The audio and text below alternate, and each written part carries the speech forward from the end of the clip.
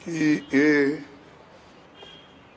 हमारे पहले जो 3 गारंटी हमने घोषित की थी, उसमें पहली गारंटी तो भागीदारी न्याय गारंटी, और कांग्रेस पार्टी इस गारंटी पे राष्ट्रीय स्तर पर जातिगत जनगणना का करने की घोषणा हमने की थी, और इससे सामाजिक न्याय मिलेगा।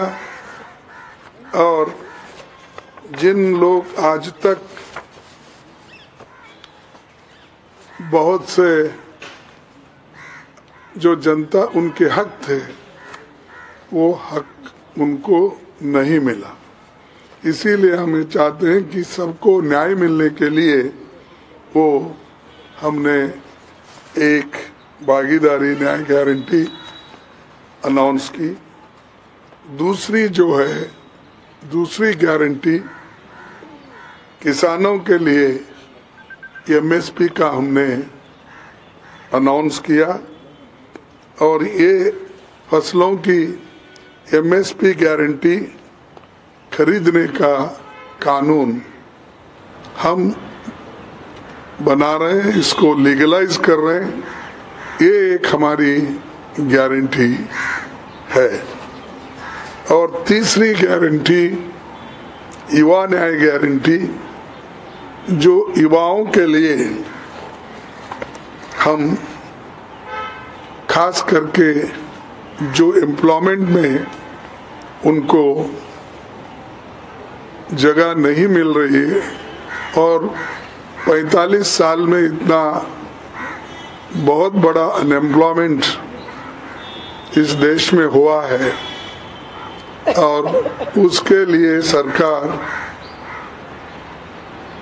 जिस ढंग से इस समस्या को सुलझाना चाहिए था, वो सुलझा नहीं सके, और बहुत सी बातें करके उन्होंने इसको निपटाने की कोशिश कर रहे हैं। तो एक भर्ती भरोसा जिसका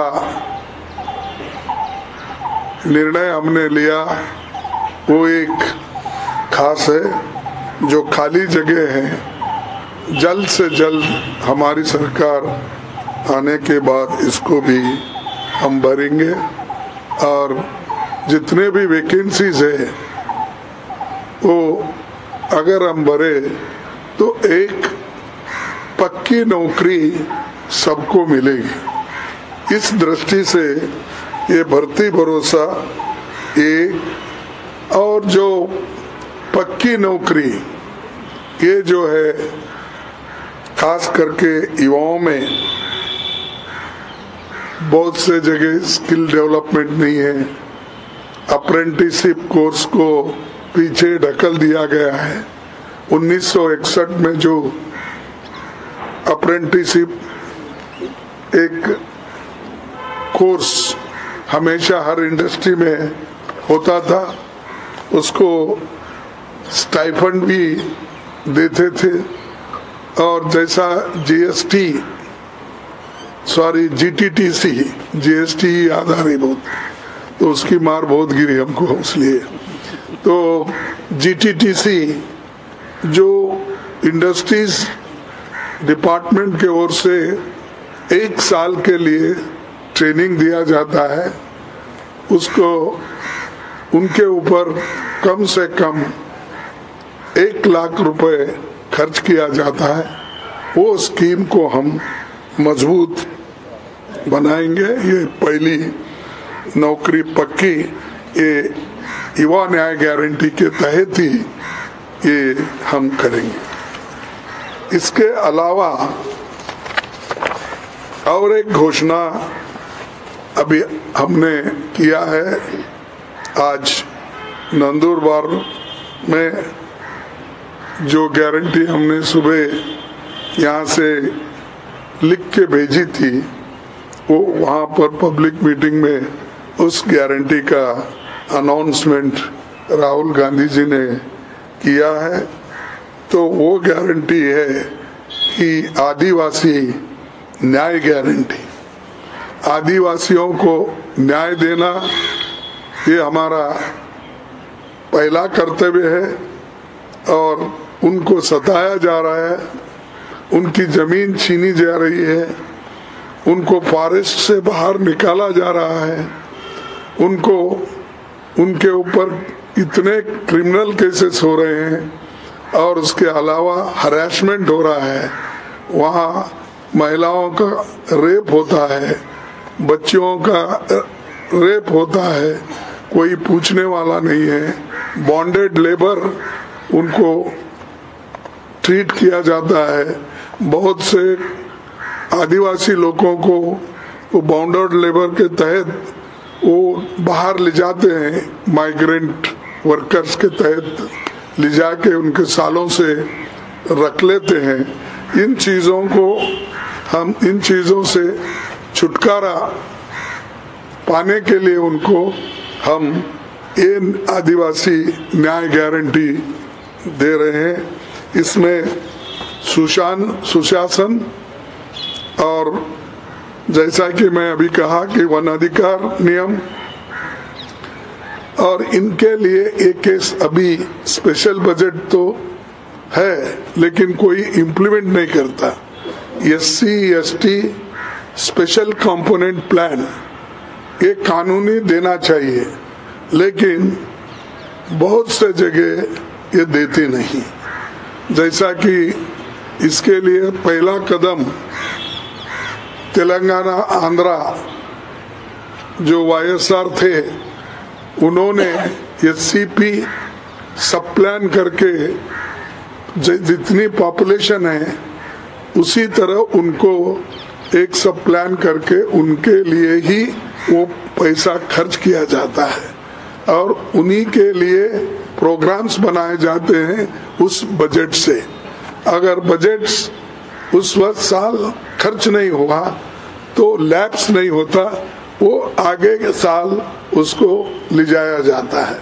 तो ये बहुत बड़ा कदम है, इसको हम सख्ती से जहाँ जहाँ हमारे स्टेट रहेंगे वहाँ पर भी करेंगे और केंद्र सरकार में भी जितनी आज सोशल वेलफेयर में इतनी बजट होती है कि नाम के वास्ते रख रहे हैं।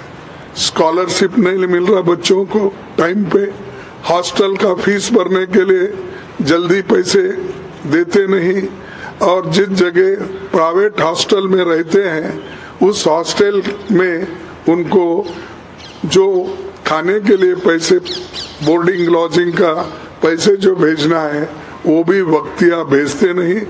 उसी लिए बहुत से जगह बच्चों को जो वो कोर्स कर रहे हैं उनको बाहर निकाला जाता है और 50% बच्चे मोर और लेस इस वजह से आधे में अपना शिक्षण खत्म करते हैं।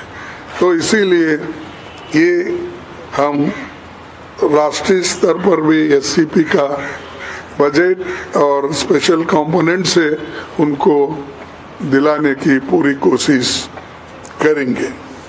और दूसरा, मोदी सरकार द्वारा ये जो वन की रक्षण यानी फॉरेस्ट से सेफगार्ड यानी फॉरेस्ट को सुरक्षित करना है, ये नहीं हो रहा। वो बहुत से जगह इंडस्ट्रीज को देकर बड़े बड़े जो क्रोनी कैपिटलिस्ट उनके चाहते हैं उनको देकर आज पूरा फॉरेस्ट खत्म कर रहे हैं। उससे बारिश भी कम हो रही है, उससे जो लोग फॉरेस्ट के अंदर थे वो लोग एक एक करके बाहर आ रहे हैं और जमीन भी जो इनके कब्जे में थी वो भी उससे छुटकारा हो रहा है। तो उसको मजबूत बनाने के लिए कि उनके साथ ही रहे जमीन,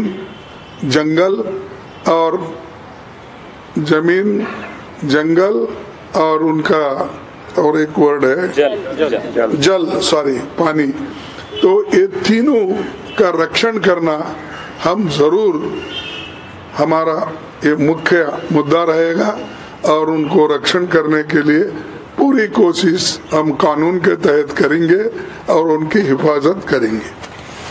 और एक विशेष ये है कि जो पैसा जो पहले से ये कानून है, इस कानून के तहत ये पंचायत में इसको ग्राम सरकार हम बोलते हैं, लेकिन उनको जो अधिकार वहाँ मिलना है वो नहीं मिलता।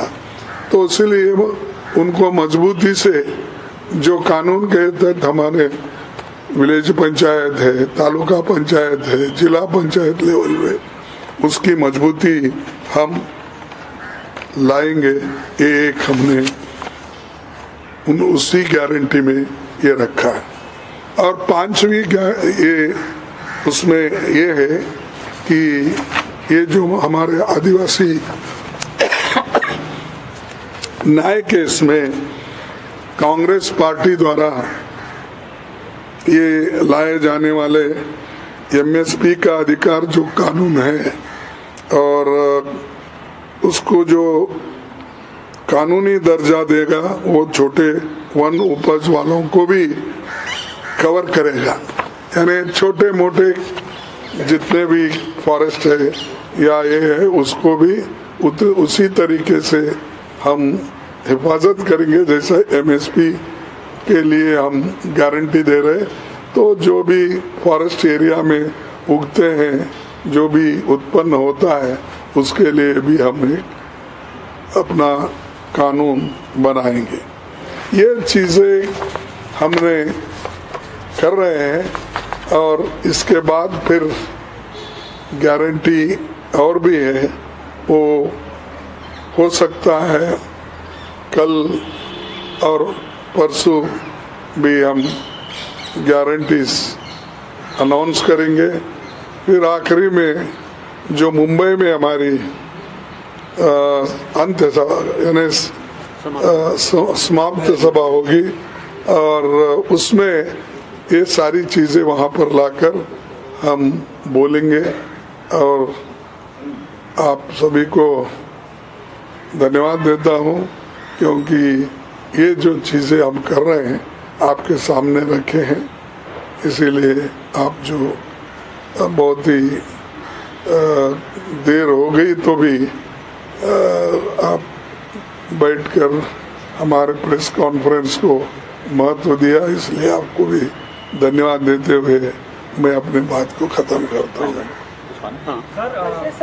इसी विषय पे रखेंगे, प्रयास करेंगे एक एक करके हाँ, पहला सर खरगे साहब, ये SC/ST सब प्लान के तहत आदिवासियों को स्पेशल पैकेज देगी, पहला। और दूसरा, आपने ये अभी कहा है कि वन उपज को MSP के दायरे में लाया जाएगा। ये दोनों चीजें क्लैरिफाई करते कि क्या? ये देखो, एक्ट में ये प्रोविजन है जिस जगह MSP में ये सब प्लान मीन्स बजट जो होता है उसमें एक सब प्लान होता है। वो सब प्लान क्या है? SC और ST के लिए जितना उनकी जनसंख्या है उसके अनुसार बजट रखा जाता है। फर्ज करो मेरा बजट 10 लाख करोड़ है, प्रोपोर्शनेटली SC का 15%, ST का 7% या 8% वो बजट अलग रहेगा। उसमें इरिगेशन प्रोजेक्ट करने के लिए, उनके लिए बोरवेल डालने के लिए, एग्रीकल्चर लैंड खरीदने के लिए, छोटे मोटे बिजनेस करने के लिए, ये सब पैसा उसमें दिया जाएगा। इससे क्या होता है कि उनका पैसा उनके पास जाएगा, उनके वेलफेयर के लिए जाएगा। ये उसका मतलब है। ये 2 स्टेट में अब लागू किए हैं। जब हमारी सरकार हैदराबाद में थी, यानी मिल के थी, उसको भी किए। अब अलग हो गए तो भी वो जारी में है। और तीसरा क्या, कर्नाटक में भी ऑलरेडी अब जो बजट बनते हैं हमारे अब 6-7 साल से, वो बजट में भी हम ये सब प्लान का रखे। दूसरी चीज आपने जो पूछी कि जैसा आप MSP का गारंटी है वैसा ही वहाँ जो फॉरेस्ट आइटम्स है उसको भी हम नोटिफाई करेंगे। जैसा अब 23 आइटम पे हम गारंटी देते हैं यानी एमएसपी देते हैं, वैसा ही वहाँ पर जो लोगों की डिमांड है उन चीज़ों को हम नोटिफाई करके उसी आधार पर उनका जो मिनिमम सपोर्ट प्राइस है वो देंगे। मोहित एक करके एक मोहित साहब, मेरा सवाल आपसे ये है कि अभी आपने कहा कि नौकरी की गारंटी, पक्की नौकरी की गारंटी आप देंगे, इसको लेके आपका क्या आंकड़ा है? भारतीय जनता पार्टी ने भी कहा था कि हम 2 करोड़ नौकरी देंगे, तो उस वादे से आपका वादा कितना अलग है? ये अलग तो मैं आपको स्पष्ट किया भाई, 30 लाख वैकेंसीज पड़े हुए हैं, वो अर्धसैनिक में हो या अपने पुलिस में हो, रेलवे में हो, LIC में हो, ऐसे बहुत से सब आंकड़े अगर आप निकाल लेंगे तो 30 लाख वैकेंसीज है। अब उसको ये लोग भर्ती नहीं कर रहे हैं, इसलिए भर्ती नहीं कर रहे। अगर वो भर्ती करेंगे तो उसमें 50% रिजर्वेशन जाएगा, और 50% रिजर्वेशन गया तो किसको जाएगा? SC ST बैकवर्ड को जाएगा। इसीलिए वो चाहते हैं कि ये नौकरियां, पक्की नौकरियां नहीं देना। इसीलिए वो क्या कर रहे हैं कि कॉन्ट्रैक्ट बेसिस पे लेना और अपने डेली बेसिस पे लेना, लेकर उनको नौकरी आज चढ़ा रहे। तो उसमें क्या होता है, कईयों को प्रोविडेंट फंड नहीं मिलता, ESI नहीं मिलता, कोई और जितना भी उनको अपने जो भी है क्या हॉस्पिटल फैसिलिटीज नहीं मिलते, ऐसे चीजें हैं, बारीक चीजें। तो उसको हम क्या कर रहे हैं कि जितने सरकारी वैकेंसीज है वो तो पहले भरो। 2 करोड़ का तो 2 करोड़ के हिसाब से अब तो 20 करोड़ देना था मोदी साहब, कहीं दिए क्या? अगर मैं बोलूं तो आप कोई छपते भी नहीं, क्योंकि वो झूठ बोल रहे बोले तो ये क्यों ऐसा खरगे साहब बोलते। अरे उन्होंने खुद ही बोले 2 करोड़ नौकरियां दूंगा 10 साल में, तो 20 करोड़ नौकरियां होना था, ये नहीं दिए। अगर मैं जनता से पूछता हूं तो मेरे को रेस्पॉन्स आता है क्या बोल के नहीं बोलते, तब मैं पूछता हूं क्या मोदी साहब झूठे हैं, क्या आप नौकरियां लेके आप झूठ बोल रहे हैं? तो ये है। तो और उसके बाद 15 लाख का भी वैसा ही बोले उन्होंने। ये सब जुमले हैं बोल के खुद ही एडमिट करते हैं, लेकिन फिर भी भारी मात्रा में भारी इसमें प्रचार उनका होता है, बहुत कुछ किए बोल के, इसलिए मैं उसमें नहीं जाना चाहता हूँ। आज का जो विषय है उस पर सीमित रहूंगा, उतना ही बोल के। लेकिन क्या आप लोगों ने ये अभी तक प्लान किया है कि इसके लिए आपको कितने फंड की जरूरत पड़ेगी? साथ ही क्योंकि आप लोग आरोप लगाते रहे सरकार पर कि इन्होंने वादे किए, जुमला साबित हुआ। यदि आपकी सरकार बनती है तो उसको कब से लागू कर दें? कहीं ऐसा तो नहीं आप लोगों के ऊपर भी फिर आरोप लगना? नहीं, वो नहीं करेंगे हम हमेशा। अब आपको कहे थे हम नरेगा स्कीम लाएंगे, कोई हाथ खाली नहीं रहेगा, काम करते रहेगा। हमने किया, किसी की पेट खाली नहीं रहना, भूखे नहीं रहना। फूड सिक्योरिटी एक्ट को लाखों रुपए लगते हैं, वो फिर भी हमने किया। इनके जैसा ऐसा नहीं 5 kg बढ़ा के 80 करोड़ लोगों को मैंने फ्री अनाज दिया, ऐसा नहीं। हमारा जो है पक्का काम होता है, पहले से यही है। देश को बनाने में हमारा बहुत बड़ा हाथ है। ये एक ही नहीं, बड़े बड़े इंडस्ट्रीज हम बनाए, कभी क्रेडिट नहीं लिए। संदीप, आदिवासी संकल्प,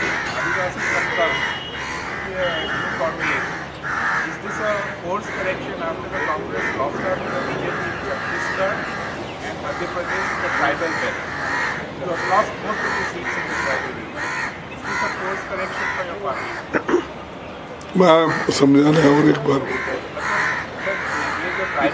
था छत्तीसगढ़ और या Congress lost trust in the BJP. So is this response to that? Is this a course correction? वैसा नहीं, no, it is not like that. We really, our intention is to remove the poverty. Our intention is to improve their economic status. Our main aim is to educate them, bring them in the mainstream. हम ऐसा नकली काम नहीं करना चाहते, हम असली काम करते हैं.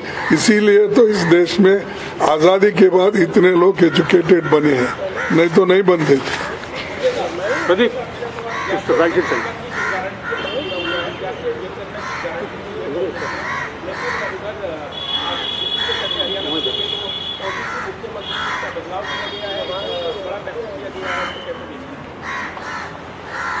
देखो भाई, उन्होंने क्या किए इसमें हम जाना नहीं चाहते. वो उनको अधिकार है, वो कर लेते हैं.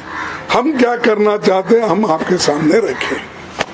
विजयलक्ष्मी सर, आपने सरकारी नौकरियों की बात की और प्राइवेट सेक्टर में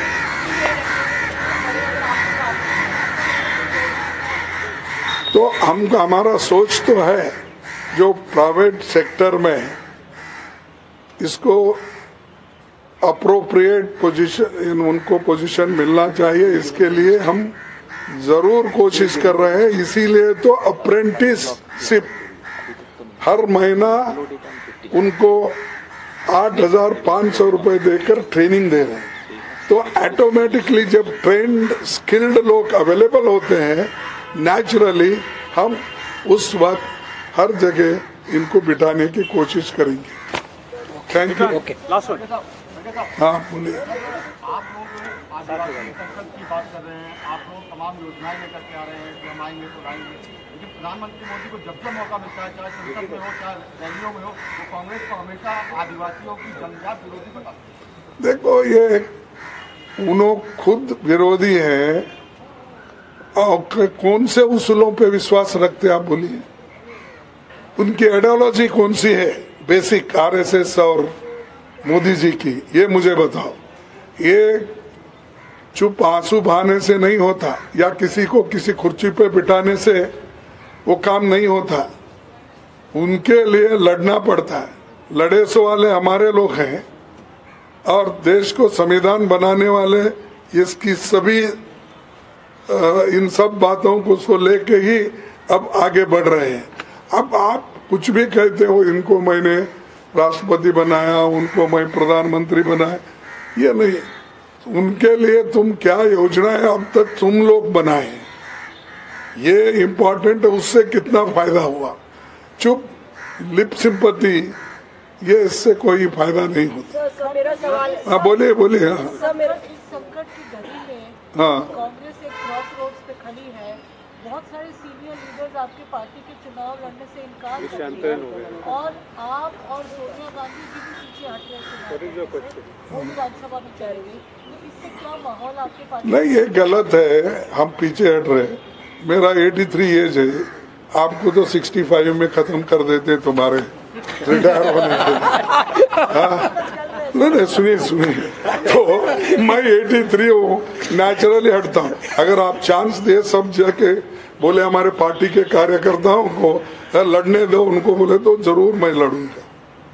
सर, मेरा सवाल सर, नहीं, देखो, कभी पीछे होते हैं, कभी आगे होते हैं. उसी सीट पे 10 लोग मांगने वालों का भी लिस्ट है हमारे पास. सर, गारंटी राहुल गांधी लगातार प्राइवेट क्षेत्र में जो पिछड़े तबके हैं, दलित, आदिवासी और पिछड़े वर्ग के लोग हैं, उनका रिप्रेजेंटेशन नहीं है, ये सवाल उठाते हैं. क्या कांग्रेस पार्टी प्राइवेट क्षेत्र में यानी निजी क्षेत्र में रिजर्वेशन के बारे में सोच रही है? एक सवाल. और दूसरा दूसरा कास्ट सेंसस को लेकर आप लोग वादा कर रहे हैं. कर्नाटक में आपकी सरकार है, आपके पास आंकड़े हैं, वो जारी क्यों नहीं हो रहे? वो कब जारी होंगे? अरे कर्नाटक तो सबसे पहले रिजर्वेशन दिया. सर, सुनिए, कास्ट बेसिस पे ही हाउनूर कमीशन हिंदुस्तान में पहला आया देवराजस के पीरियड में. उसको हमने इम्प्लीमेंट किया उसके बाद अब बढ़ोतरी होना कम होना वो बात और है, लेकिन इस तत्वों को, इन उसूलों को हमने पहले अपनाया। अभी भी राहुल गांधी जी की यही इच्छा है, हम सबकी यही इच्छा है कि जाति जनगणना होने के बाद हर एक कम्युनिटी का स्टेटस मिलेगा। इकोनॉमिक स्टेटस क्या है, एजुकेशन स्टेटस क्या है, स्किल डेवलपमेंट का क्या है, जमीन किसके पास कितना है, पैसा कितने पास किसका है, इनकम टैक्स देने वाले कितने लोग, ये सब बाहर आएगा। उस वक्त आपका जो प्रश्न है उसका उत्तर मैं जरूर दूंगा। सर मोदी की गारंटी आप भी कर रहे हैं लगातार रेडियो पर और रैलियों में। मोदी की गारंटी प्रधानमंत्री नरेंद्र मोदी कह रहे हैं, तो गारंटी किसकी हाईजैक की है और किसकी गारंटी ज्यादा मजबूत है? कांग्रेस गारंटी बनाम मोदी गारंटी? देखो, आप गलत प्रश्न मुझे पूछ रहे हैं। मेरी गारंटी तो चोरी कर ली है उन्होंने। मैं तो शुरू किया कर्नाटक में, जीती इलेक्शन, उसके बाद में हमने एक आंध्र प्रदेश में किया, तेलंगाना में। ये जो हमने गारंटी बोल के किए, तो मोदी साहब ने हमारी गारंटी को उन्होंने चोरी कर लिए के बोल रहे हैं ये हमारी गारंटी है। चलिए, थैंक यू। हाँ।